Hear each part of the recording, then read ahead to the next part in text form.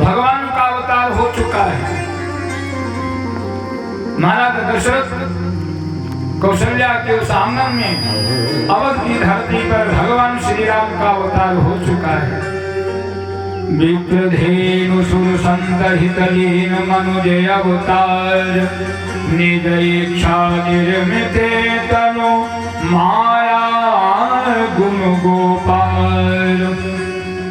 भगवान संतों के लिए, ब्राह्मणों के लिए विप्रधेनु, गौ के लिए, ब्राह्मण के लिए, संत के लिए, देवताओं के लिए, ये चार इस पृथ्वी के प्रतिनिधित्व करने वाले हैं। और इन चारों के निमित्त भगवान आए अयोध्या। इसलिए आज उनको लेने के लिए विश्वामित्र जी विचार कर रहे हैं। ज्ञान विराग सकल गुण ऐना सो प्रभु मैं दे खब भरी नैना।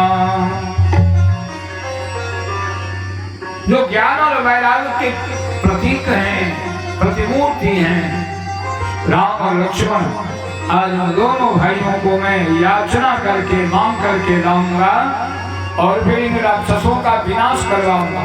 विश्वामित्र जी चाहते तो स्वयं उनका विध्वंस कर सकते थे, लेकिन नहीं, उन्होंने सोचा कि मेरी जो तपस्या है वो समाप्त हो जाएगी।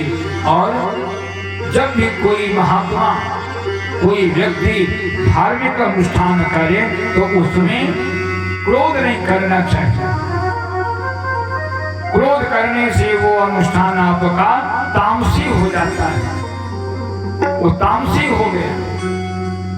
इसलिए व्यक्ति को क्रोध नहीं करना चाहिए अनुष्ठान के बीच में। विश्वामित्र जी ने ये सोच करके आज वहां से चल पड़े।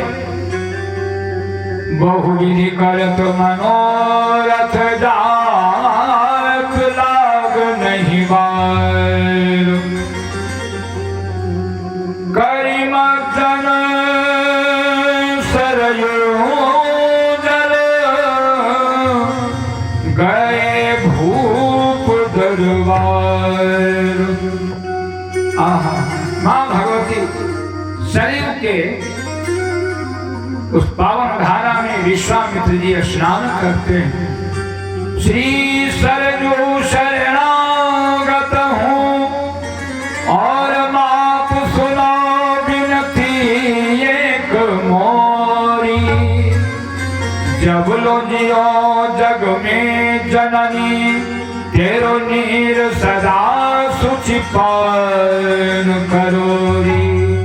संतन को सत्संग चाहो और श्री राम को नाम सदा उचरोरी।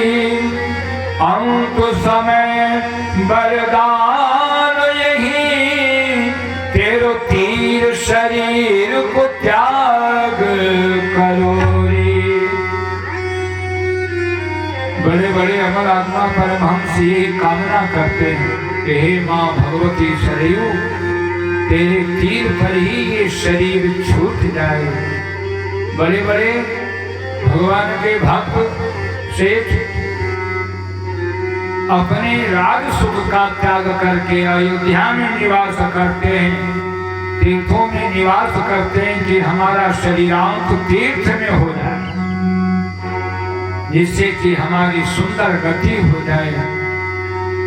और पवित्र नदियों में, गंगा यमुना कावेरी आदि पवित्र नदियों में अस्थि प्रवाहित क्यों कराया जाता है? कहा जितने दिन तक वो हड्डियां रहती हैं उतने हजार वर्षों तक वह व्यक्ति भगवान के दिव्य धाम को निवास करता है। तो विश्वामित्र जी महाराज कल्पना करते करते अवध की धरती पर आए। यही विधि करत मनोरथ, मन रूपी रथ के ऊपर बैठ करके आ गया। यही विधि करत मनोरथ जात लाग नहीं पार करिमर्दन सरयू जल गए भूप दरबार। और पहुंच गए दरबार में।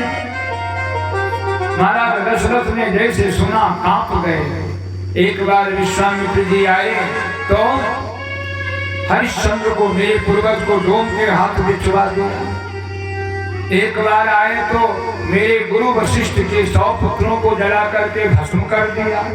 एक बार आए तो मेरे पूर्वज त्रिशंकु को उल्टा लटकवा दिया।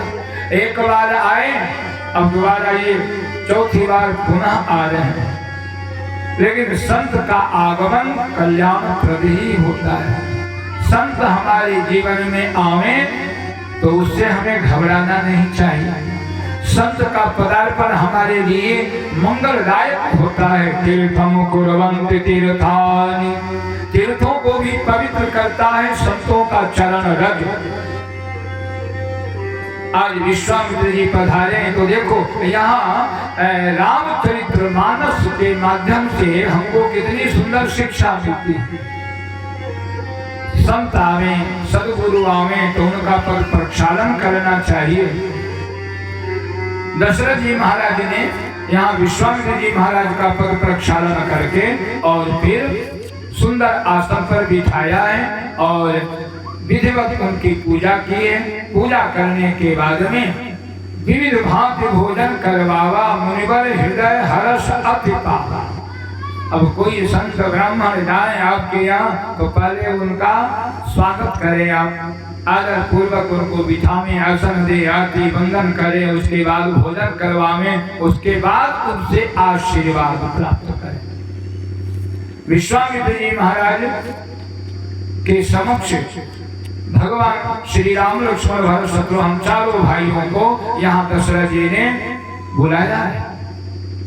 और जैसे भगवान श्री राम आए और दर्शन किया, विश्वामित्र जी की आंखें चकोर हो गई, क्योंकि पूरी चरणों में ले सुत चारी, पूरी चरणों में ले सुत चारी।